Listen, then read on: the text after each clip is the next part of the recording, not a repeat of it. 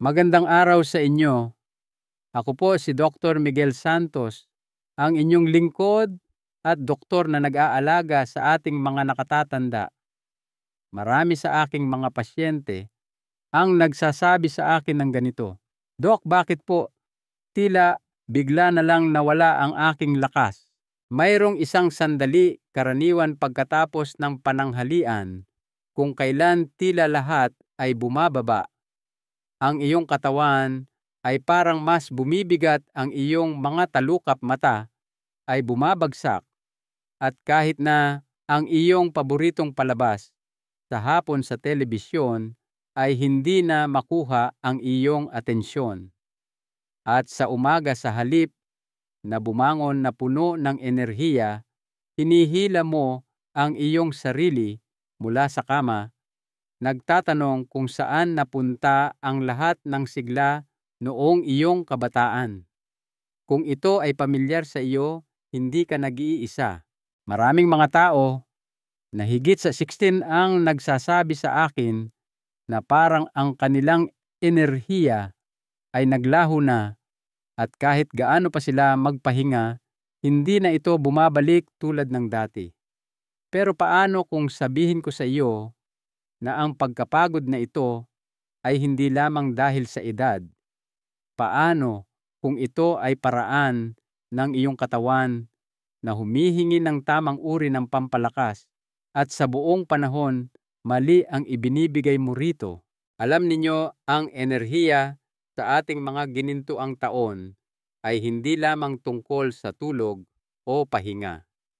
Ito ay tungkol sa pagbibigay sa iyong katawan ng mga pagkain na madali nitong magagamit para muling magkarga, at hindi yung mga mabilisang asukal na nagiiwan sa iyo ng mas masamang pakiramdam mamaya.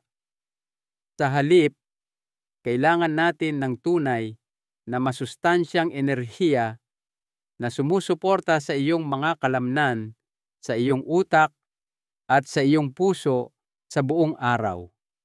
Ang magandang balita, hindi mo kailangan ng mga mamahaling suplemento o mga kakaibang sangkap. Sa katunayan, ang mga pagkain na maaaring magpaningas muli ng iyong enerhiya ay malamang na nasa iyong kusina na o isang biyahe lang sa palengke. Sa video na ito, tutuklasin natin ang 5 makapangyarihang pagkain na tumutulong sa mga taong higit sa asinpana na makaramdam ng mas gising, mas matatag, at mas buhay halos kaagad. Ito ay hindi lamang mga masusustansyang pagkain. Ito ay mga pagkaing tunay na gusto ng iyong tumatandang katawan, dahil gumagana ito kasama ng iyong panunaw, ng iyong metabolismo, at ng kimika ng iyong utak upang ibalik sa iyo ang kislap na iyon. Kaya samahan ninyo ako hanggang sa dulo, dahil ang pagkaing inilaan ko para sa huli ay ang siyang tumutulong na maiwasan ang kinatatakutang afternoon crash o pagkahapo sa hapon na pinoproblema ng maraming senior. Bago tayo magsimula, nais kong marinig mula sa inyo sa mga komento, anong oras sa isang araw kayo pinakamatamlay? At kung hindi nyo pa nagagawa, pindutin na ang like button at mag-subscribe para hindi ninyo makaligtaan ang mga tip na makakatulong sa inyong maging mas malakas at mas masigla sa bawat paglipas ng taon. Ngayon, magsimula tayo sa isa sa mga pinaka-creamy at pinakamasarap na pagkain na maaari mong kainin. At hindi ito isang guilty pleasure. Ito ay sa katunayan ang iyong bagong matalik na kaibigan para sa matatag na enerhiya sa buong araw. Pagkain bilang 1 avocado.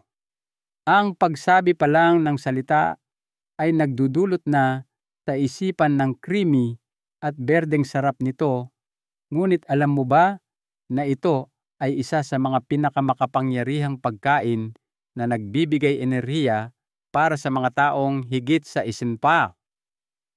Hindi dahil ito ay uso o magarbong pagkain, kundi dahil ito mismo ang kailangan ng iyong tumatandang katawan para manatiling matatag, matalas ang isip at malakas sa buong araw.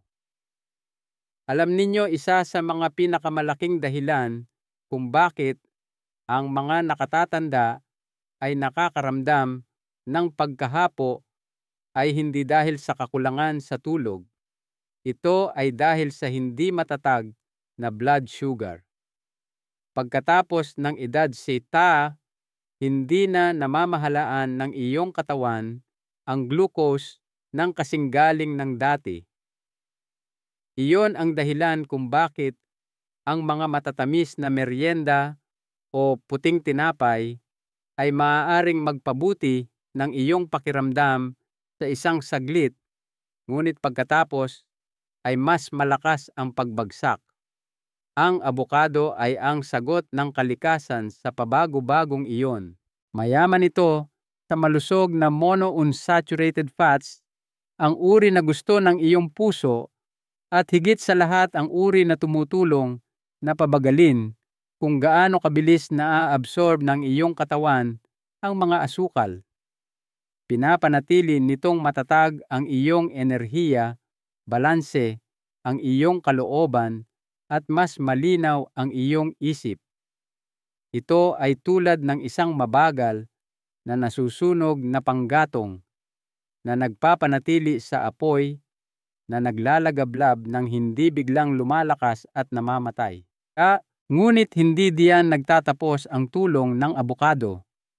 Puno ito ng bitamina B6 na may mahalagang papel sa pag-convert ng pagkain sa magagamit na enerhiya, lalo na para sa iyong mga kalamnan. Maraming mga tao na higit sa asaing ang nahihirapan sa pagkapagod ng kalamnan kahit pagkatapos ng magaan na aktibidad. Ang pagdaragdag ng mas maraming B6 ay maaaring makatulong sa iyong mga sel na gumawa ng enerhiya ng mas mahusay, kaya hindi ka napapagod sa pag-akyat lamang ng hagdan o paglalaba. Puno rin ito ng potassium, mas marami pa kaysa sa saging. Nakakatulong ito sa iyong katawan na mapanatili ang tamang hydration presyon ng dugo at paggana ng nerve. At kapag balanse ang mga sistemang ito, mas matatag ang iyong pakiramdam sa literal. Ang iyong balanse ay bumababa ang panganib ng pulikat at hindi mo mararamdaman na parang gawa sa semento ang iyong mga binti.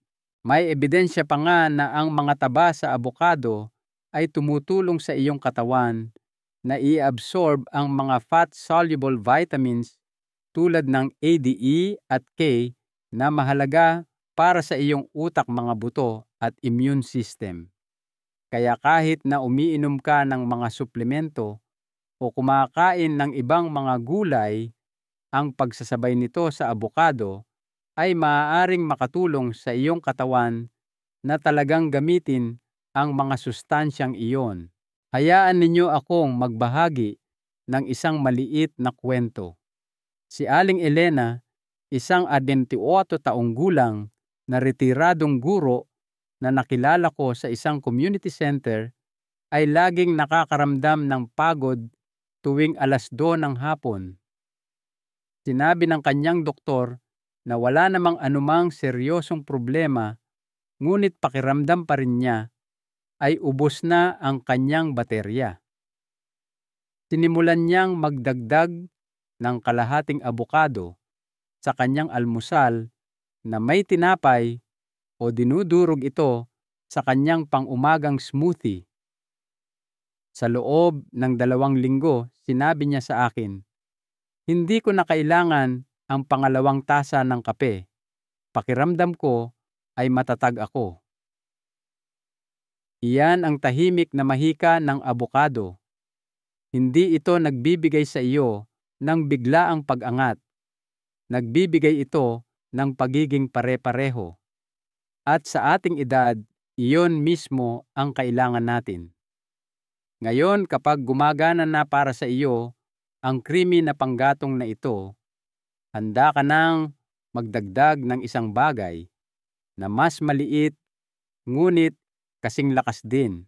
Pagkain bilang tugon chia seeds. Ang ating susunod na pampalakas enerhiya ay maliit, ngunit huwag ninyong maliitin ang laki nito. Kung ang abokado ang iyong matatag na panggatong, ang chia seeds naman ang sikretong kislap na nagpapanatili sa iyong makina na umaandar buong araw. Ang mga ito ay maliliit, napakaliit, na maaari silang dumulas sa iyong mga daliri, ngunit sa loob ng bawat buto ay isang powerhouse ng mga sustansya na talagang kinagigiliwan ng mga katawan ng nakatatanda. Hayaan ninyo akong magtanong sa inyo, naranasan nyo na bang makaramdam ng uhaw at pagod ng sabay kahit na umiinom kayo ng tubig? Iyon ay maaaring cellular dehydration, kung saan ang mga sel ng iyong katawan ay hindi makapanatili sa tubig na kailangan nila. Mukha itong teknikal, ngunit dito pumapasok ang chia seeds. Kapag ibinabad mo sila sa tubig ang chia seeds, ay bumubuo ng isang malambot na gel, halos parang isang jelly coating. Ang gel na iyon ay nagkukulong ng moisture, at kapag kinain mo ito, tinutulungan nito ang iyong katawan na mapanatili ang hydration ng mas mahusay. At para sa mga higit sa 16, ang pananatiling hydrated ay susi upang maiwasan ang pagkapagod pagkahilo at maging ang pulikat. Ngunit ang hydration ay simula pa lamang. Ang chia seeds ay puno ng omega-3 fatty acids, ang malusog na taba na gusto ng iyong utak at mga kasukasuan. Binabawasan ng mga taba na ito ang pamamaga, ang tahimik na magnanakaw ng enerhiya na dumarating habang tayo ay tumatanda. Ang mas kaunting pamamaga ay nangangahulugan ng mas kaunting paninigas, mas kaunting sakit, at mas maraming kalayaan na kumilos nang hindi nakakaramdam ng pagod pagkatapos. Mayaman din sila sa plant-based na protina at hibla fiber, dalawang bagay na hindi sapat na nakukuha ng maraming senior. Ang protina ay tumutulong na muling buuin at mapanatili ang kalamnan, lalo na pagkatapos ng mahabang pahinga sa gabi. At ang fiber, pinapabagal nito ang panunaw na nangangahulugang ang enerhiya mula sa iyong pagkain ay unti-unting inilalabas, hindi sa isang mabilis na pagsabog. Nangangahulugan iyon na mas matagal kang busog, nananatiling matatag ang iyong blood sugar, at hindi biglang bumabagsak ang iyong enerhiya sa kalagitnaan ng umaga. Sinusuportahan din ito ng agham. Ipinapakita ng mga pag-aaral na ang mga nakatatanda na kumukonsumo ng mga diet na mayaman sa omega-3 at soluble fiber ay may posibilidad na mag-ulat ng mas mataas na antas ng enerhiya at mas mahusay na kalooban kaysa sa mga umaasa sa mga refined carbs o matatamis na merienda. Ito ay isang tahimik, ngunit makapangyarihang pagbabago, isa na mas napapansin ng iyong katawan kaysa sa iyong panlasa. Minsan akong nakausap si Mang Haroldo, isang 75 taong gulang na hardinero na dati ay nakakaramdam ng pagod 2 oras pa lang sa kanyang gawain sa umaga. Iminungkahi ng kanyang anak na subukan niyang magdagdag ng chia seeds sa kanyang almusal. Ngayon, tuwing umaga, ay naghahalo siya ng 1 kutsara sa kanyang oatmeal o yogurt. Sinabi niya sa akin, nang may ngiti, hindi ko na nararamdaman na parang hinihila ko ang aking mga bota. Matanda pa rin ang mga tuhod ko, pero ang ibang bahagi ng katawan ko ay parang mas bata. Maaari mong iwisik ang chia seeds sa mga smoothie, ihalo sa puding o ihalo sa yogurt. Tandaan lamang na ibabad muna ang mga ito upang ma-unlock ng iyong katawan ang kanilang buong benepisyo. Ang isang simpleng kutsara sa isang araw ay maaaring sapat na para makaramdam ng mas maraming enerhiya, mas hydrated, at mas may kontrol sa iyong araw. Ngayong nakuha mo na ang iyong pangmatagalang enerhiya mula sa chia seeds, tumungo naman tayo sa isang bagay na medyo mas matamis, isang prutas na naghahatid ng agarang panggatong at sumusuporta sa iyong mga kalamnan, lalo na kapag ang iyong mga binti ay parang bibigay na. Ito ay simple, natural, at malamang na nasa iyong kusina na ngayon. Pagkain bilang saging. Mayroong isang bagay na nakakaginhawa sa saging. Ito ay malambot, matamis at simple. Walang kailangang gamit sa pagbabalat, walang oras ng paghahanda, kunin mo lang at handa ng kainin. Ngunit huwag hayaang lokohin ka ng pagiging simple nito. Para sa mga nakatatanda, ang isang hinog na saging ay maaaring isa sa mga pinakamabilis at pinakanatural na paraan upang maibalik ang iyong enerhiya kapag ito ay bumababa. Ang saging ay puno ng natural na asukal, glucose, fructose, at sucrose, ngunit hindi tulad ng processed sugar. Kasama nito ang fiber na tumutulong na pabagalin kung gaano kabilis tumama ang mga asukal na iyon sa iyong daluyan ng dugo. Nangangahulugan iyon na makakakuha ka ng agarang pag-angat, ngunit walang kasunod na pagbagsak na karaniwang sumusunod sa isang candy bar o isang matamis na inumin. At nariyan din ang potassium, ang mineral na talagang kailangan ng iyong mga kalamnan upang gumana ng maayos. Habang tayo ay tumatanda, maraming tao ang hindi namamalayan na mababa na pala sa potassium, lalo na kung umiinom sila ng mga gamot tulad ng diuretics o mga gamot sa presyon ng dugo. Ang resulta, ang iyong mga kalamnan ay maaaring mas madalas pulikatin o makaramdam ng panghihina at panginginig kahit pagkatapos ng mga simpleng gawain. Tumutulong ang saging na maibalik ang balanseng iyon na nagpapahintulot sa iyong mga nerve at kalamnan na gumana sa paraang dapat maayos at matatag. Isang bagay na naririnig ko mula sa maraming senior ay minsan silang nakakaramdam ng pagkahilo kapag masyadong mabilis tumayo. Bagamat maaari itong sanhi ng maraming kadahilanan, ang mababang blood sugar o mababang potassium ay parehong maaaring magkaroon ng papel. Diyan talaga makakatulong ang isang saging. Ito ay banayad sa tiyan, madaling tunawin, at nagbibigay sa iyong katawan ng mabilis na sipa ng sustansya na hinihiling nito. At heto ang isang maliit na trick na gumagana ng mahusay.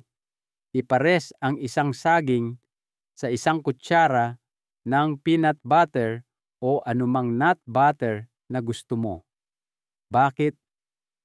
Dahil ang malusog na taba at protina sa nut butter ay lalo pang nagpapabagal sa panunaw ng mga asukal ng saging. Kaya sa halip na isang mabilis na pag-angat lamang, makakakuha ka ng napapanatiling enerhiya na magdadala sa iyo sa isang mahabang lakaran, isang sesyon ng paghahardin, o kahit isang buong umaga ng mga gawain.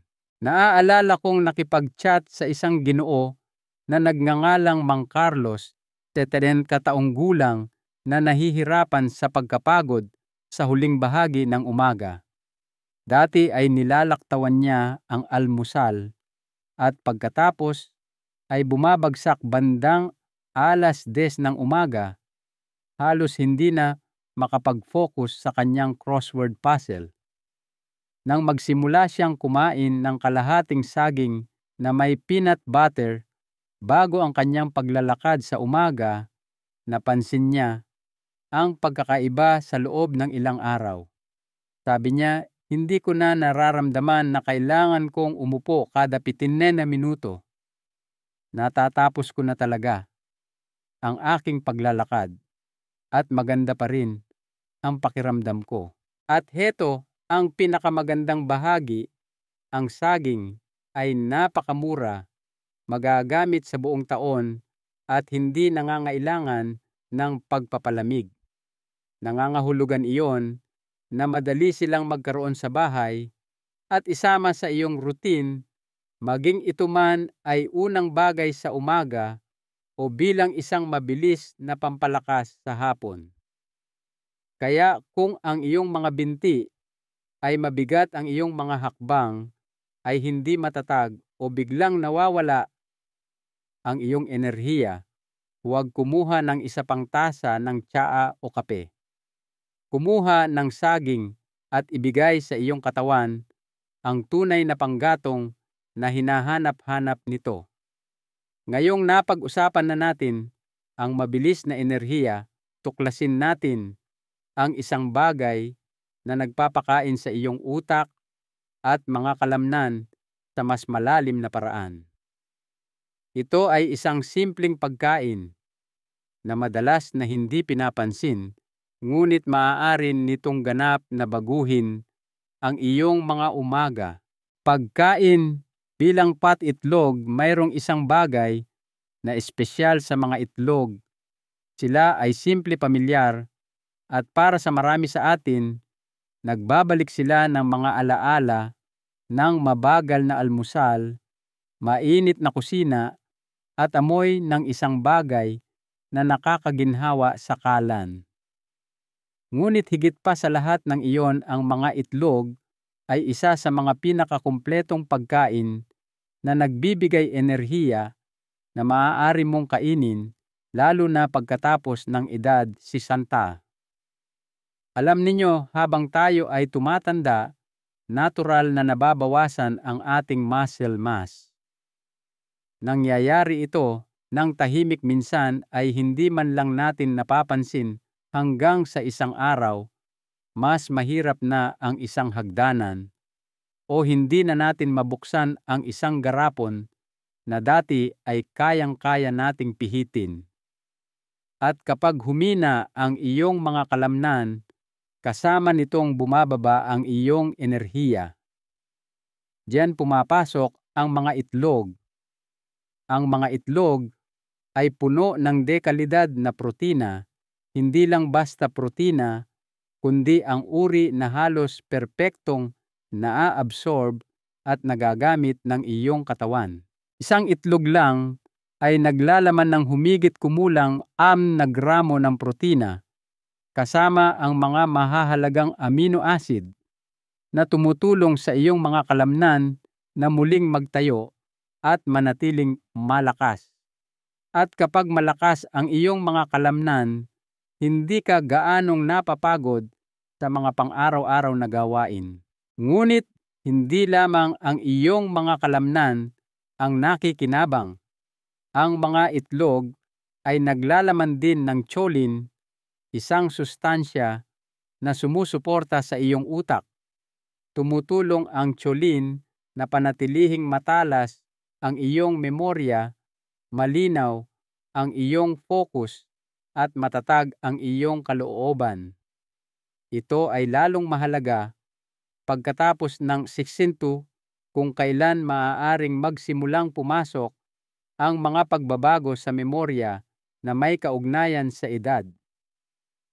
Sa kasamaang palad, ang choline ay nawawala sa diet ng maraming tao, ngunit ang mga itlog ay nag-aalok ng isa sa mga pinakamayamang natural na mapagkukunan. At huwag nating kalimutan ang bitamina B12, isa pang mahalagang sustansya sa mga itlog.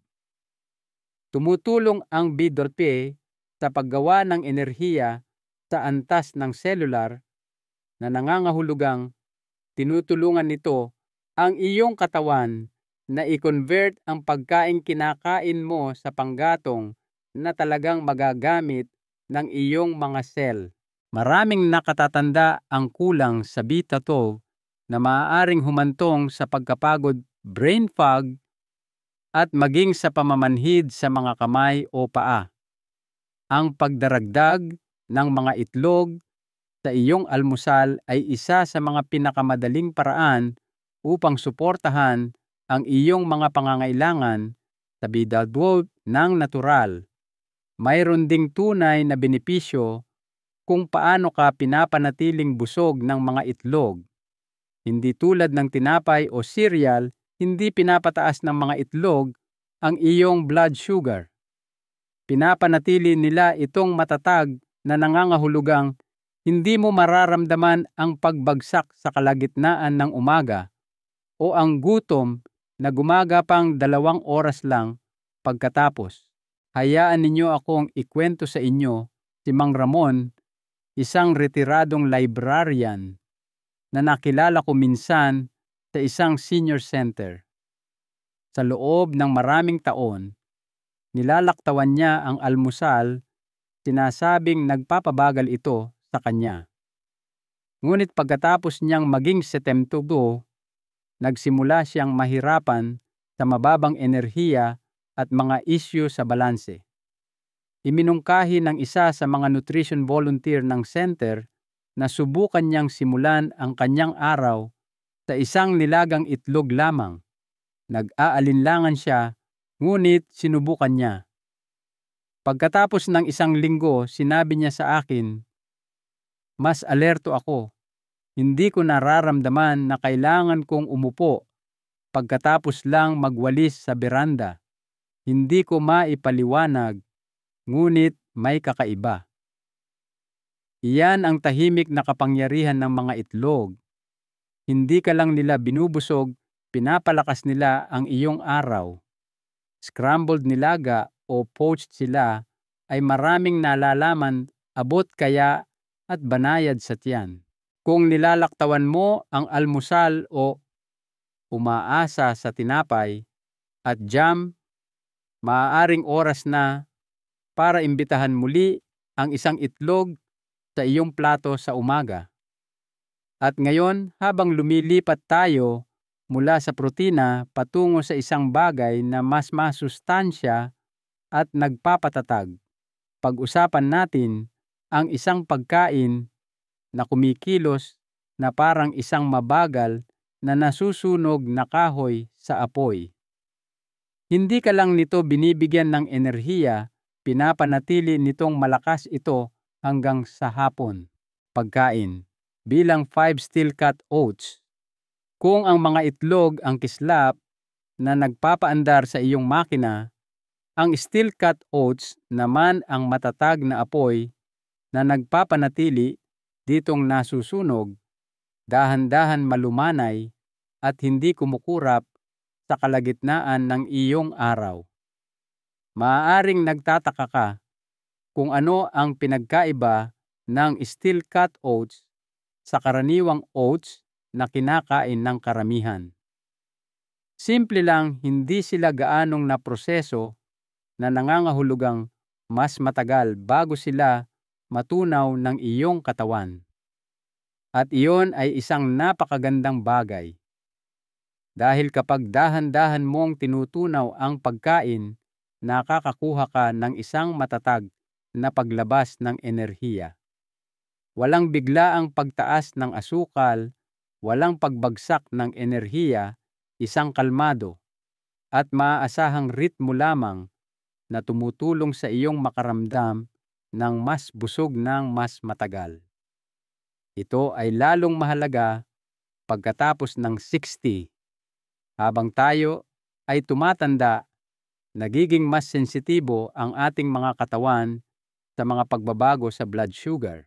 Kapag kumain ka ng isang bagay na matamis o gawa sa puting harina, binibigyan ka nito ng mabilis na sipa, ngunit dinagtagal, bumababa ang iyong blood sugar. Iyon ang panahon na nararamdaman mo ang pagod, nanginginig at kailangan kong umupo na uri ng pagkapagod. Tumutulong ang steel cut oats na maiwasan iyon ng tuluyan. Mayaman sila sa isang uri ng soluble fiber na tinatawag na beta-glucan na hindi lamang nagpapabagal sa panunaw, kundi sumusuporta rin sa kalusugan ng puso, balanse ng kolesterol at paggana ng bituka. At heto ang isang bagay na hindi na pagtatanto ng maraming tao, ang kalusugan ng iyong bituka ay malalim na konektado sa iyong mga antas ng enerhiya. Kapag mabagal ang iyong panunaw, ganoon din ang iyong buong katawan. Ngunit ang oats ay higit pa sa fiber. Nagbibigay din sila ng mga komplikadong karbohidrat, ang uri na gusto ng iyong utak at mga kalamnan, pati na rin ang iron, magnesium at plant-based na protina. Sama-sama, tinutulungan kanilang mag-isip ng malinaw, kumilos ng mas madali, at maiwasan ang mabigat na pakiramdam ng pagod na dumarating kapag ang iyong katawan ay nauubusan na ng laman.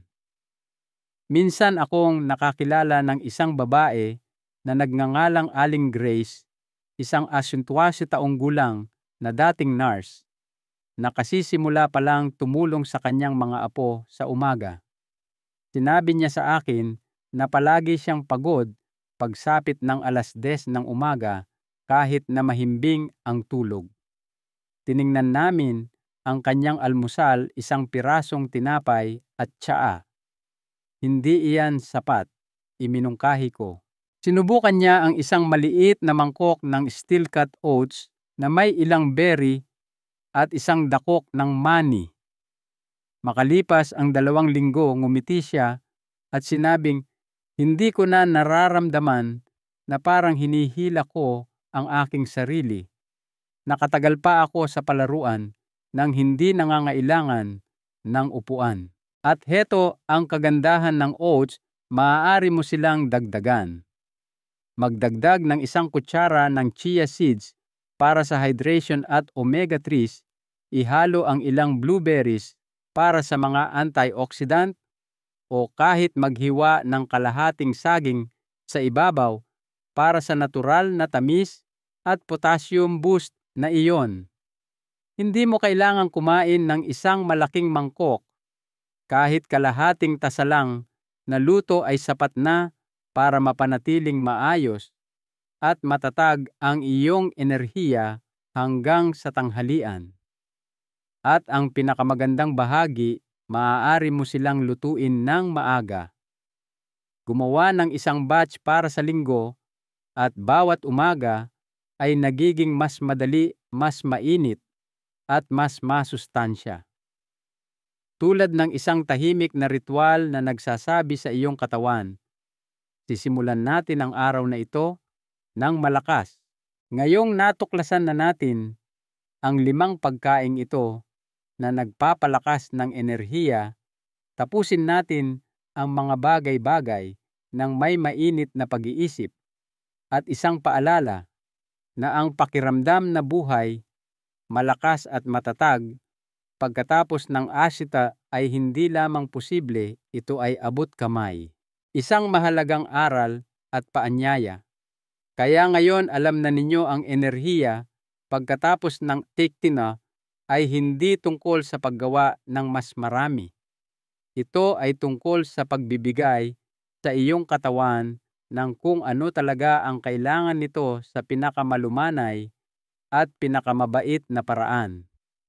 Isang creamy na hiwa ng avocado, 1 kutsara ng binabad na chia seeds, isang matamis na saging, isang simpleng itlog, isang mainit na mangkok ng oats. Ang mga ito ay hindi mga usong solusyon. Sila ay mga walang hanggang natural na sagot na naiintindihan at tinatanggap ng iyong katawan. Hindi mo kailangang baguhin ang iyong buong pamumuhay sa isang gabi. Magsimula lamang sa isang maliit na pagbabago. Marahil bukas ng umaga, magsimula ka sa isang itlog sa halip na tinapay o maghalo ka ng ilang chia seeds sa iyong yogurt. Ang maliit na hakbang na iyon ay mas makapangyarihan kaysa sa tila. Dahil ang katotohanan ay ang enerhiya ay hindi lamang pisikal, ito ay emosyonal din. Kapag nararamdaman mong masustansya, matatag at malakas, mas taas noo kang lumalakad, mas malinaw mag-isip at binabati mo ang araw ng may ibang uri ng kumpiyansa. Nagsisimula kang magtiwala muli sa iyong katawan at iyon, aking kaibigan, ay napakahalaga. Tandaan, hindi mo kailangang maging perpekto. Kailangan mo lang manatiling mausisa at magpatuloy. Kung nakatulong sa iyo ang video na ito, nais kong marinig mula sa iyo sa mga komento. Sabihin mo sa akin kung aling pagkain ang nasasabik kang subukan muna. At kung meron kang sariling tip, ibahagi mo ito. Hindi mo alam kung sino ang maaaring mangailangan nito ngayon. Huwag kalimutang pindutin ang like button at mag-subscribe para lagi kang may lugar na babalikan para sa simple at taos-pusong payo na tutulong sa iyong mamuhay ng mas malakas, mas matagal, at mas masaya isang araw sa bawat pagkakataon. Hanggang sa susunod, alagaan ninyo ang inyong sarili dahil kayo ay mahalaga.